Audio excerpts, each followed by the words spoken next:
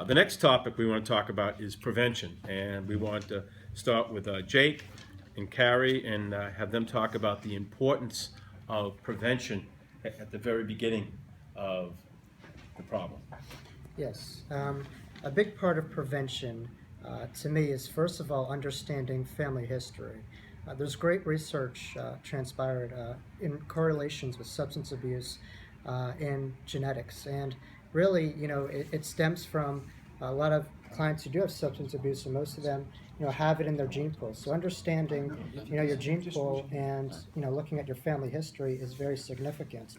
Another aspect of prevention is to what to do when you have a problem and what defines a problem. Nancy Reagan had her whole campaign in the 80s, and it was just say no. That's lame when you have genetics as a part of your own addiction. And that's lame when stress is a major factor and one of the biggest factors in turning towards drugs. So just say no isn't the answer. Just say yes is, and we have to find ways that we could help people to find alternative ways to handle their own substance abuse. So, parents knowing the values of outpatient or inpatient clinics, understanding what to do, and where to go. And for, people who do abuse substances, providing a psychoeducation, what the ramifications of marijuana, let's say, or alcohol abuse, or in the brain and the body, is big, because many times kids will become their own doctors and they'll say, okay, I'm going to smoke marijuana. That's it has no impact.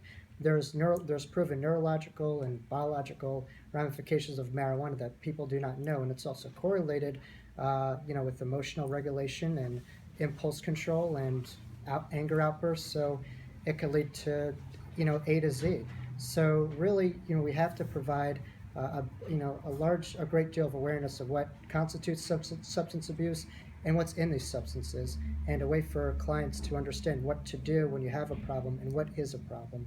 That to me is a massive step that we have to take in the field of substance abuse as someone who works in the field, for a period of time.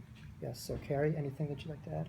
You did a great job, Jacob. I would also like to add that I think that we need to take, again, a system approach and providing and starting at a very young age, at childhood level in the schools, teaching kids what alternatives are to dealing with stress.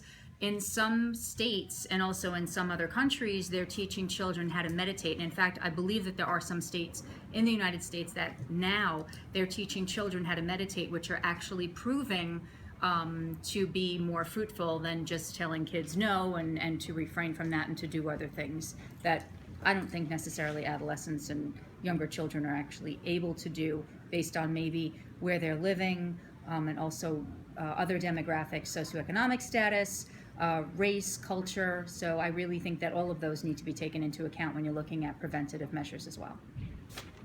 Okay, thank you. Yep. Excellent. Anything you want to add? No. Sure.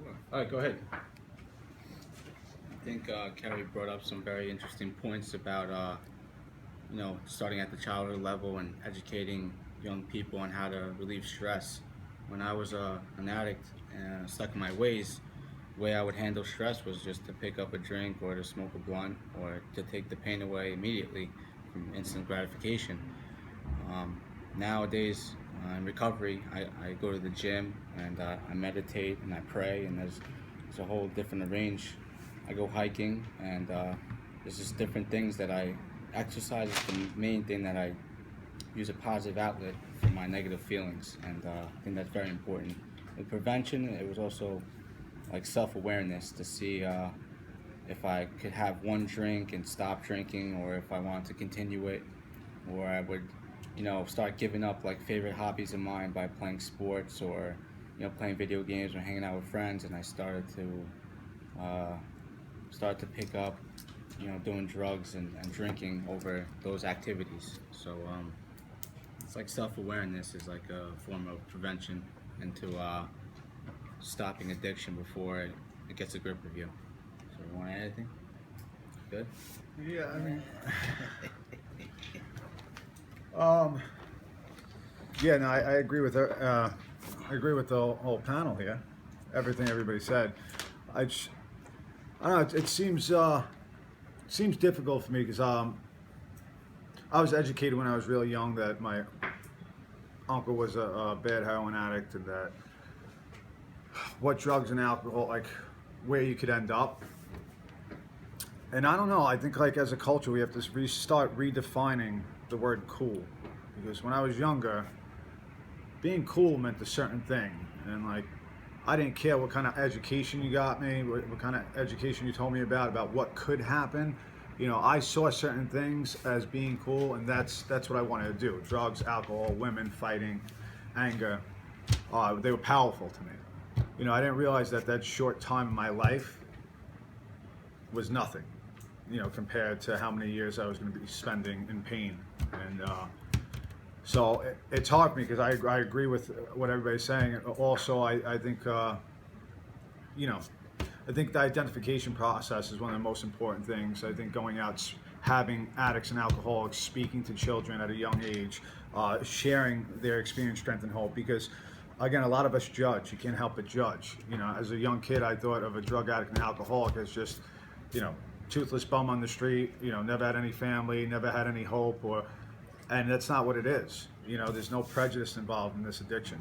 There's, it attacks everyone, all races, color, it doesn't matter. So I think the identification process and really allowing people to go out and share to middle school, to high school, through college, so kids could identify all different types of children, whether they're athletes, whether they're in the band, whether they're, you know, going to be a surgeon and smart as hell.